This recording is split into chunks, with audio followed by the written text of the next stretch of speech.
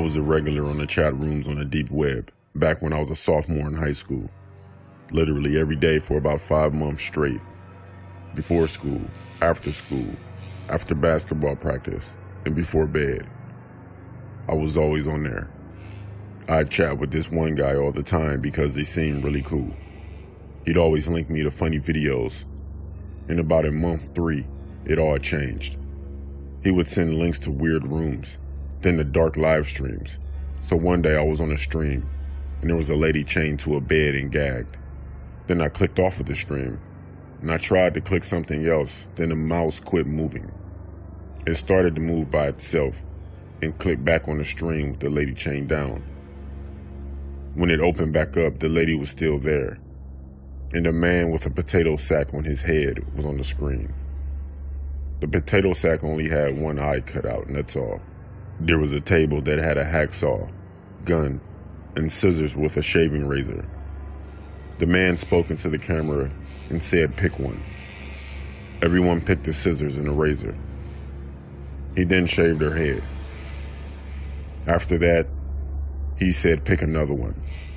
And everyone picked a gun. He picked it up, held it to her head, while the woman was screaming, and then I gained control of the mouse and clicked off of it. I was thinking to myself, what am I watching? Then my mouse clicked on another stream. It was the same man with a barrel with what looked like boiling water in it. I tried gaining control of the mouse, but I couldn't. Then I heard a different woman crying in the background. The camera then zoomed out, and on the screen I saw the barrel, a bat, and a flamethrower. Then the masked man asked which one. The chat was split between the boiling water and the flamethrower. The man then said, "I'll use both then." He rolled the crying woman into the side of the camera, turned the flamethrower on, and aimed it at the barrel. At this point, he had her chained to the wheelchair. The water in the tub was boiling out of control. She started kicking and screaming even more. The man called another guy in the room. They unchained her, picked her up, and threw her toward the barrel. The screen then went black, but I could clearly hear the woman screaming and splashing. For about 2 minutes, that's all I heard. Then it stopped. The screen then came back and it was focused on the barrel. The 2 men just stood there, staring at the camera, breathing heavily. And that woman, I don't know how to explain it, but it was a terrible sight. Then the stream ended. I closed out of everything, and I sat there in silence for a while. Honestly, that wasn't my last time on the dark web because I honestly enjoyed it. There are a lot of people out there like me, more than you think. Be careful about going on the deep or the dark web.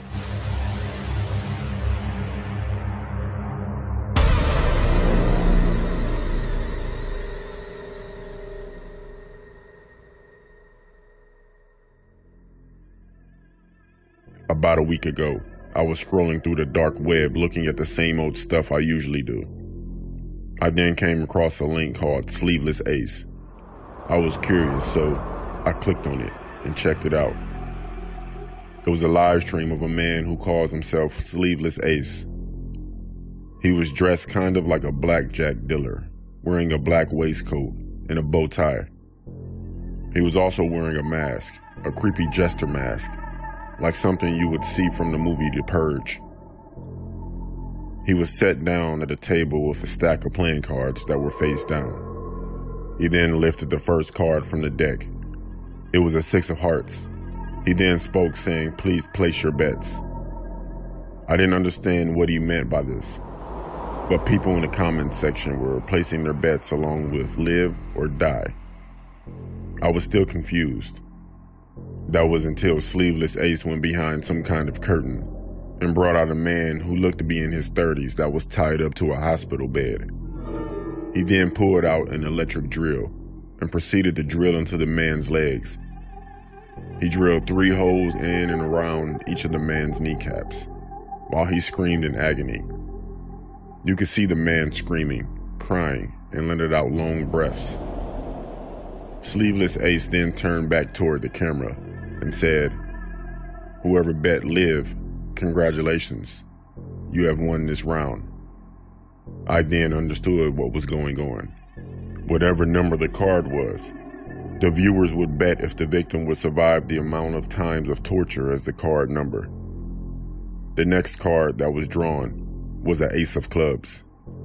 Sleeveless Ace then said, "As you all know, an ace means a torture special." He then asked what the viewers would prefer: A rat in a bucket while he held a live rat by its tail, or B, sulfuric acid, and held in his other hand a jar of acid. The viewers then voted on a viewer poll, and the rat won 51 to 49%. Sleeveless Ace then put the rat in the metal bucket, strapped it to the man's stomach, and proceeded to heat the bucket with a blowtorch. I will never forget the screams that man let out as the rat clawed and ate his way through his stomach. I sat there feeling like I was about to throw up while I watched and listened to this poor guy's scream blasting through my earplugs. The rat eventually came out through the man's throat. The man obviously died because he bled out. That was where the stream ended. Sleeveless Ace said, "Thank you everyone for playing," and the stream cut off. Like I said before, I've been on the dark web and seen some pretty edgy, weird stuff, but I've never come across anything like Sleeveless Ace or his messed up torture games.